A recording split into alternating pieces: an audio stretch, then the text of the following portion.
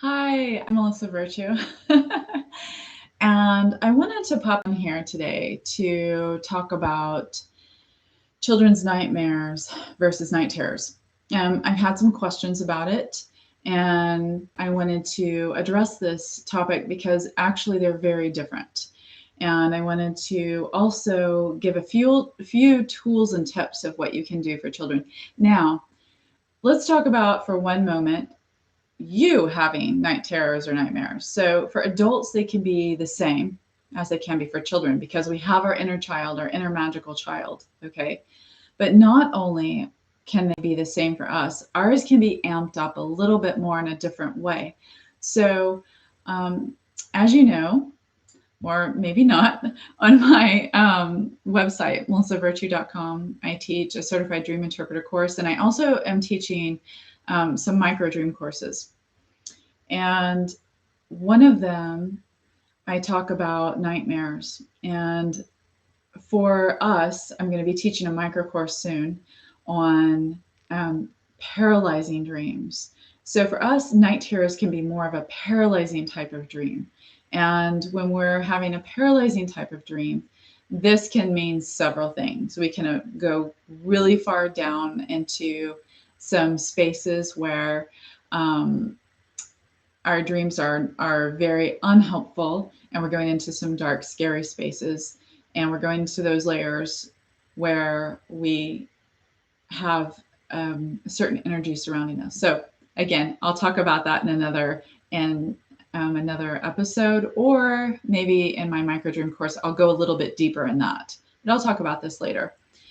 So today, just focusing on the children though. So what happens with children is that they can have nightmares, which, as most of us know, if they watch violent videos or play violent video games or watch violent cartoons, and really violence can be words, it can be actions, body language, it can be the energy of something. So it doesn't have to be violence per se, is how you can think of it, but it can also be the actions or words of someone or their body language. And children pick up on everything, especially from birth to 7 years old is a very important time for children to be protected in this manner of violence. Of course, they should always be protected from it, even after that age, but they take in so much and start forming their identity and the magic around them they start weaving from birth to 7. After that, they have some formed ideas and opinions in the way the world works, or their current environment has taught them. Okay. So we want to really shield them and protect them, even as teenagers, if they're used to watching violent things, no more. Because the violence of news, of watching the news, even, or of hate speech, or of crimes that have gone on, or anything negative in this way can really be called violence, because of the attitude towards something or a person. So if someone has tagged a side of a building and tagged it with terrible words or just graffiti that's rude or a picture that's rude, that can be violence, right?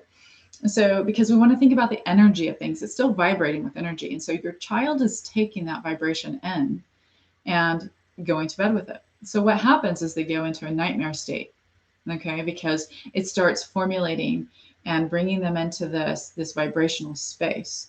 So whatever we go to bed with in that vibrational intention is what they're going to dream, flow through.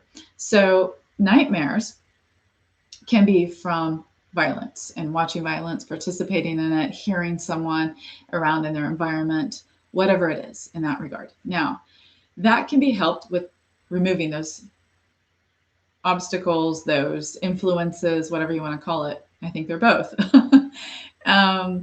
It can also be helped with feeding them only nourishing foods, and then nourishment as far as words and sounds and environment and feelings and tactile touch and hugging and love, right?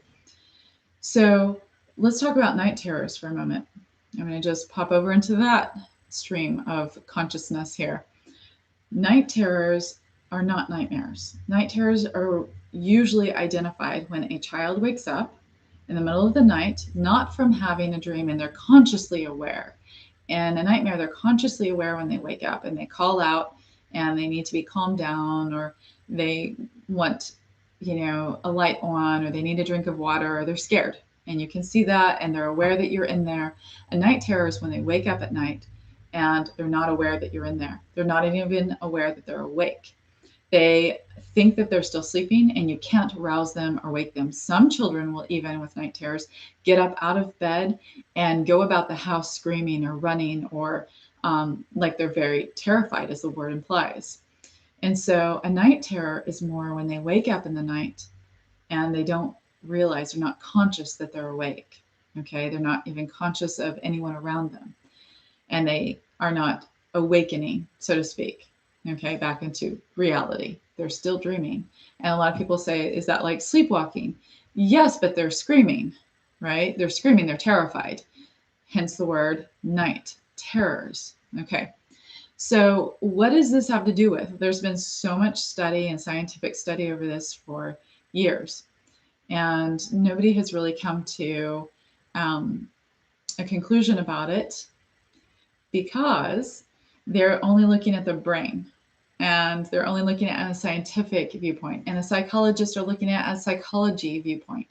And, spiritual people might just be looking at it in the way of, and not all of them, but some of them, in the way of, oh, it could be alien abduction, or that has its own place. And as crazy as that might sound to some people, star beings do come and visit children because they're the most open. And I call them star beings. Okay. And so star beings will come and visit, but that doesn't necessarily mean that's what's going on during a night terror. Okay. That is a possibility. It's like 1% of the possibilities that's happening is that they're being visited by star people. Usually children don't scream like that and wake up in a night terror if it's a positive star being. So I will add that in. Okay.